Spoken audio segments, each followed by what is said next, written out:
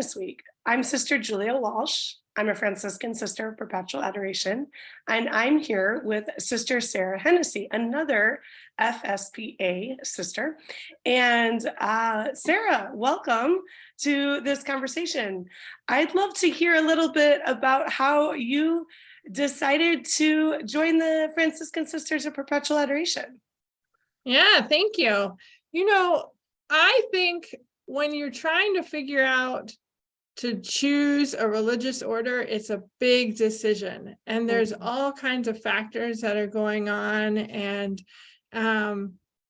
it's a little like dating, but kind of more intense sometimes.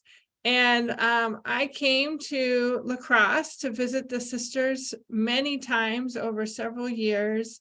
And I was looking at lots of different orders. I was considering about 5 different orders that I visited. And when I came to FSPA, I just met these sisters that were so welcoming and down to earth. And I wrote in my journal, I had a journal and I had big blue marker that I was keeping notes in. And I wrote FSPA, prayerful, Downhome, and wacky.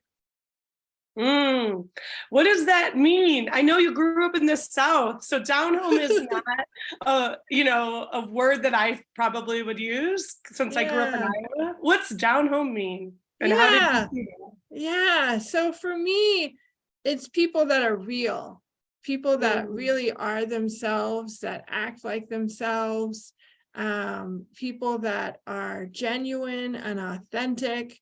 And then for the Franciscan Sisters of Perpetual Adoration, we also have a charism of perpetual adoration. And so there was this sense of prayer. There is this sense of genuine prayer, the prayer that doesn't just stay in the chapel, but kind of comes into the dining room, comes into the way people are with each other. And so that authentic and prayerful. And then wacky, to me, now that I've come to become a sister and have been in the community for almost 20 years, for me, wacky is Franciscan joy. That joy of being alive, of caring, of just being in the world.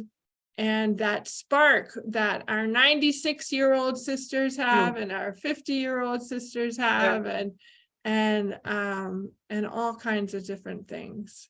Yeah. I love that framing, Sarah. And I think about it a lot of FSPA, our community's charism being down home, prayerful, and wacky. And it lines up with our mission, which we say is to offer Eucharistic presence to others, right? And to be Eucharistic presence to others. And we certainly know that the bread of Christ is the bread of life, is the Blessed Sacrament is broken, which is very earthy, is very down bone. Yeah. To be that loving presence wherever we are. And that's been my experience as a sister, is whether I'm with people on the streets or whether I'm with someone who needs to be listened to or someone from a different culture, that sense of being real and being present is what's really important. Yeah. Say more about the Franciscan joy and the wackiness. Yeah. I think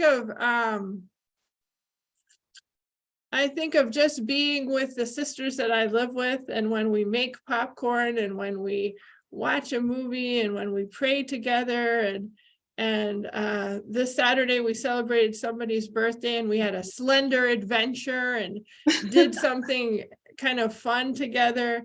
So doing those fun things.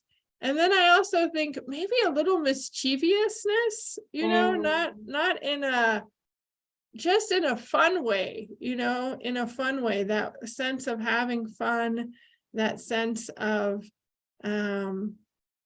there is a spark inside each person. Mm. That kind of shines out in their uniqueness. Yeah, yeah. Yeah. Yeah, I was just talking with one of our sisters yesterday about how we are not cookie cutter sisters here, right? Right. And we our Constitution is unity in diversity, not this duality of unity and diversity, but it's really how within the unity we are all very unique representations, manifestations of God's goodness and love. And so Yeah. how do we embrace each person, each sister for who they are, their unique gifts and passions, and then help those to grow and develop and shine.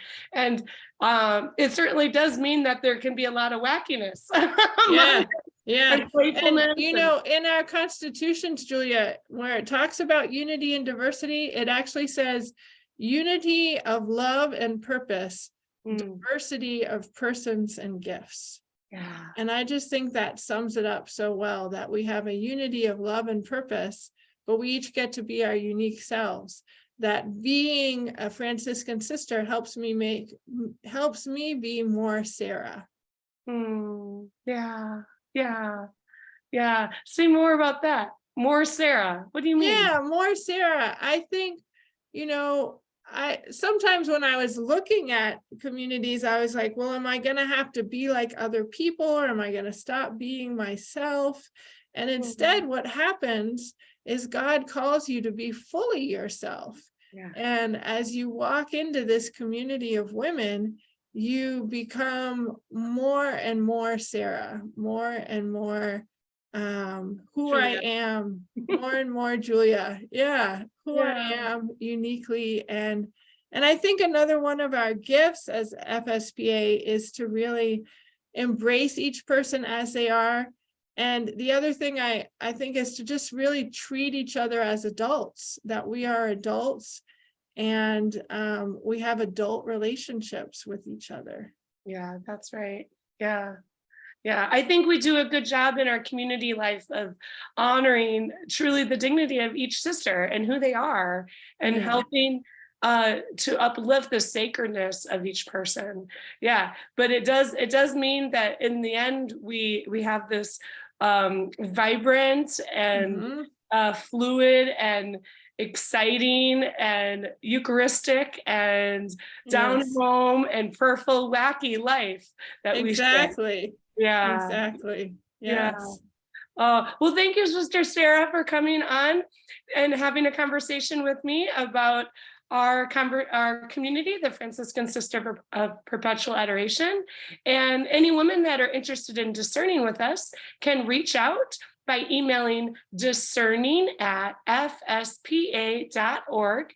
I'm happy to have a conversation with you and walk with you in your discernment journey. You can also learn more about our community, the Franciscan Sisters of Perpetual Adoration, at our website, www.fspa.org. Thanks, Sarah, for joining us for this conversation. Thanks, everyone, for tuning in. And we hope to meet you one day and to be companions to you on your discernment journeys. Thank you, Julia. Peace.